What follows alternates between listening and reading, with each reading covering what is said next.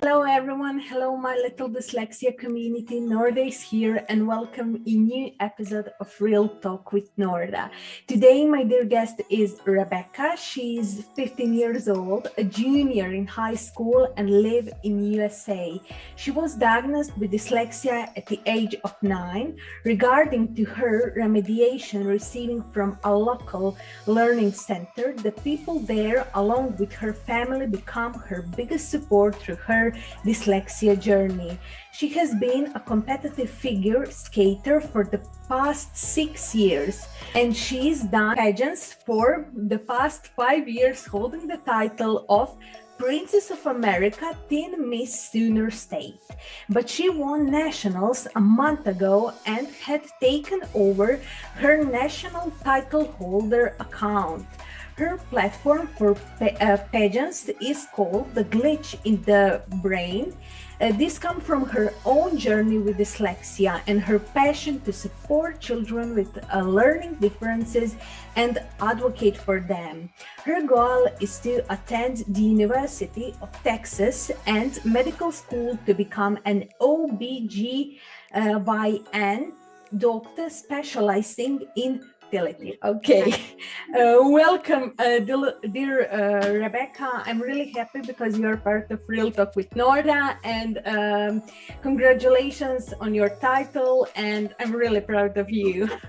Oh, thank you. I'm so excited to be here. This is amazing. Are you ready for Real Talk with Norda and for my questions?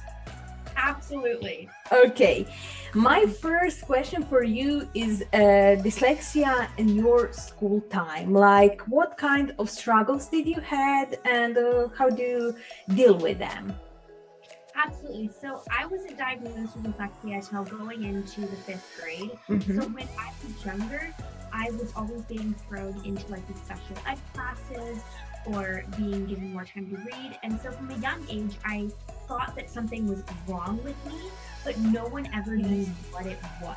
Mm-hmm. And so that label of knowing that something was different, but not knowing how to help me, that was really hard to deal with, especially since I never wanted to read out loud in class, and I really hated being the difference or being treated differently, and they didn't really know how to help. Yes, and it was same for me. I'm not really big fan of reading out loud or something like that. Like, you can ask me everything, but this is not my thing. And Right. yes, what kind of accommodations did you get in school? So when I was finally diagnosed, I finally was given like the extra time on test, and I was given an opportunity to be able to go and take my test or quizzes, or even if I just wanted to do work in a quiet room with less students and there wasn't so much noise, so I was able to focus more. And then also, which was huge for me, I know that dyslexia, dyscalculia, whatever you may have, it impacts a lot of different areas. Mine impacted my spelling greatly. And so I was able to use different devices like a dictionary or a thesaurus, or even like as I got older, a computer or a laptop to be able to look up spelling, and the teachers didn't count off for that because spelling was so hard for me. That's definitely what my dyslexia impacted. Yes, and I'm really happy when I heard like when people have accommodations in school and those things. Like, for so many dyslexics, it's so hard to get their accommodations, but I'm really happy when I heard like something like this when you get your accommodations. And yes. Did you struggle with your mental health because of your dyslexia? Has dyslexia had impact on your mental health? I think it definitely did. Now I've definitely turned it into a strength, and it's something that I know. But when I was first diagnosed, I got the label of dyslexic. And I think having that label really just was like hard for me, especially since I didn't know what dyslexia was. It was like, okay, so I'm dyslexic. What does that mean? How does a dyslexic learn? How is that different? And so the director of the Read Write Center, which was the place that I received my remediation, she sat down with me, and what she did was she actually showed me images of a dyslexic brain versus a other child's brain, and when they were given information, how the nerve endings fired off in their head. And so all it is the brains, the two different brains, it's not like one is less than the other. All it takes is a different process of receiving information to fire the nerves. And I think once I realized that that's how I learned, that it just took a different way, understanding my dyslexia and how I learned, that was the key. And that really switched around my whole thought process about my dyslexia and my mental health as well. Yes, and I want to ask you, how do you stay motivated? Like today, how do you like motivate yourself? Absolutely. So I definitely think I give myself more time, I space myself. And something that's definitely become a strength of mine through my dyslexia is my organization. And I'm very specific on all my organization, a little OCD probably. And I think that really does help me in time manage it and making sure that, you know, if it's a long reading assignment or something, that I just make sure that I start the night before or a little bit early, pace myself out. I think that's something that's really great is I've been able to know how I learn, so I know what I need. And so if I need a computer by me or a dictionary to help with my spelling, I'll make sure that that's there. And I always communicate with my teachers. I think that's definitely key. Yes. Some kids I know like that I've worked with through my platform are scared to talk to the teachers or to reach out for help. But I believe if you don't do that, if you don't talk about your accommodations and what you need, if you're not an advocate for yourself, then I think then it's not good. You definitely need to be an advocate for yourself. Yes, I totally agree. And that part with teachers, it's same for me. I'm also in high school, and you really need to talk with your teachers. Like you really need to say, I'm not good in this and that, but I'm good in this and that, and we can take my good sides and find a way how I will deal with lectures and everything. And could you tell me, what do you think, why is such a negative perception around dyslexia in our society? I think it's very unknown, and also something that I think is great. I worked with Addison Price, who was Miss Oklahoma, a friend of mine from pageantry, and her platform was also this, but she titled it Invisible Illness. And I don't think, you know, when you look at a person, you're not able to tell if they're dyslexic or not. Like looking at you or me, you might not be able to see if we're dyslexic or anything. That's not something you can look at. And so I think that's part of the reason is it's so unknown. It's not something you can look at and say, oh, that's dyslexia. And I think that creates an uncertainty around learning disabilities in general. And I think that definitely creates a misperception and creates people to be scared to sometimes talk about what we can't see at first sight. Yes, yes. And what do you think, what we need to do to change that negative perception? I think we definitely have to be more open. I think the world in general has done greatly in being able to be more inclusive on a lot of different things, but they can see a lot of those things. And like I said, invisible illnesses, we can't really see them. And so I think like that scares us. And I think we just have to be more open and understanding and of course listening to each other, because you can't help a person with dyslexia if you can't see it. You have to listen to them. You have to listen to their struggles and what they need. If we have open ears and an open mind and an open heart, that can change the world. You said this really, really beautiful, like really beautiful. Oh, thank you. I truly believe it. I truly believe it. I fight for it every day. Yes, like that is one of like really most beautiful can say thoughts that I heard about dyslexia, like really, really beautiful. At schooling, did you ever get bullied because of your dyslexia? Did kids tease you or something like that? It was hard because At the age of 3, I was diagnosed with amblyopia, which is a short eye syndrome. And so I had to strengthen my weak eye by patching for 8 hours a day. So I was definitely looked on differently then. And because of that, I made sure that no one knew I was dyslexic. I absolutely hid it. And that impacted my social life a lot, I would say, in school, because I became more closed off because I didn't want anyone to know. Then it's like, I think people looked at me differently. They were like, like, I wonder what's up with her. But I was never necessarily pinpoint bullied.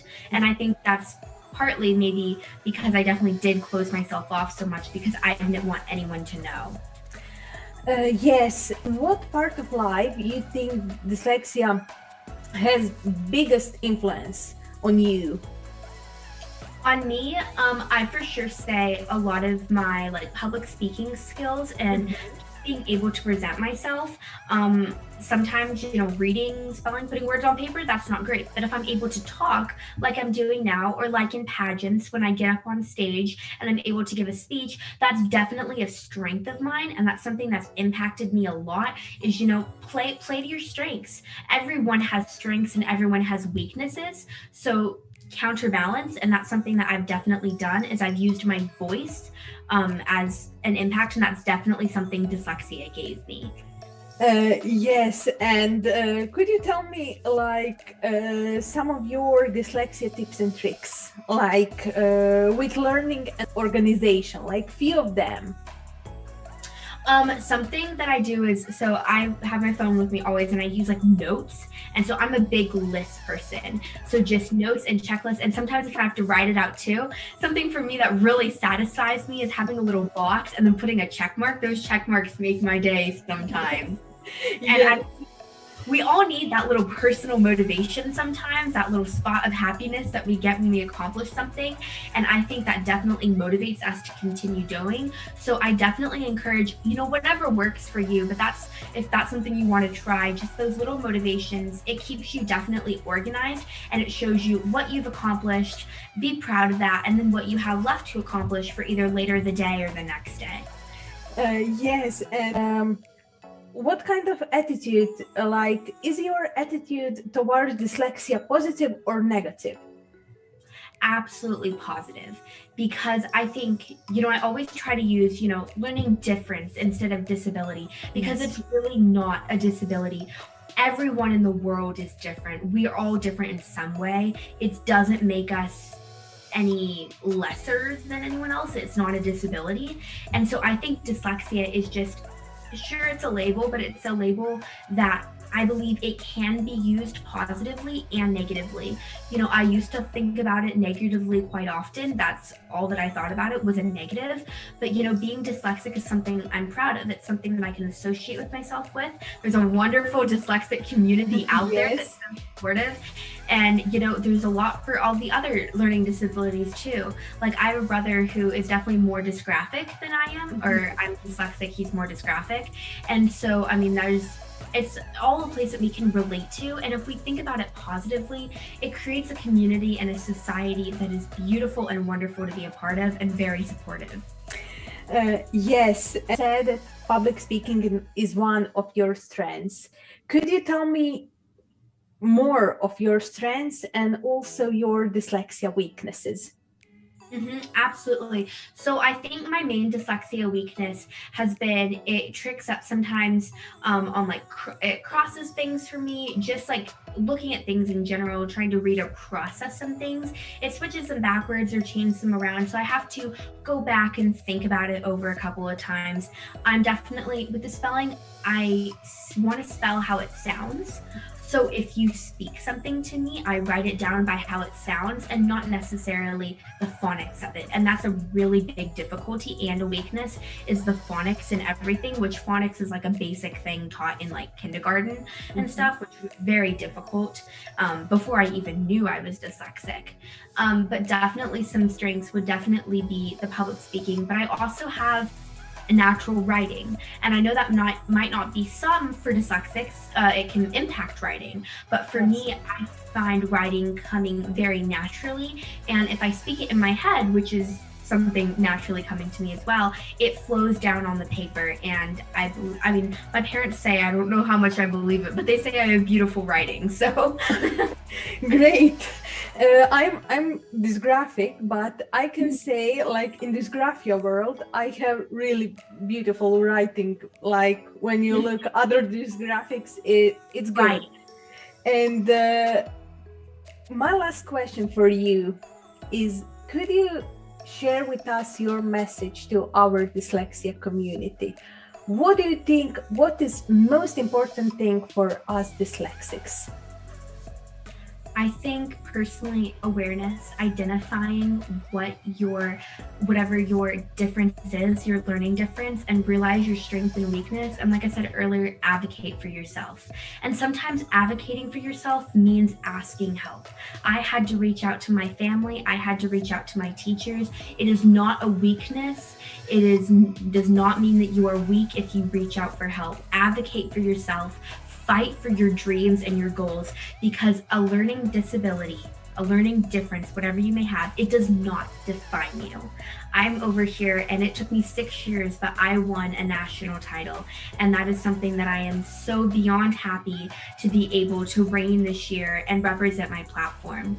So whatever your dreams may be, you can accomplish them. A diagnosis does not define you. Advocate for yourself and reach out and find a dyslexic community. Find us, because we are definitely all in for the support and love to talk about it. Dear Rebecca, thank you so much for this beautiful interview, for sharing your incredible dyslexia story and your incredible thoughts about dyslexia. I wish you really all the best, lots of success in future, and just keep going and keep fighting. And I'm really happy because you are part of our dyslexia community. I am so happy to be a part of it, and for more to come for sure. Yes. And to my dear dyslexia community, don't forget to stay positive and keep going, and see you in some other episode of Real Talk with Norda. Bye.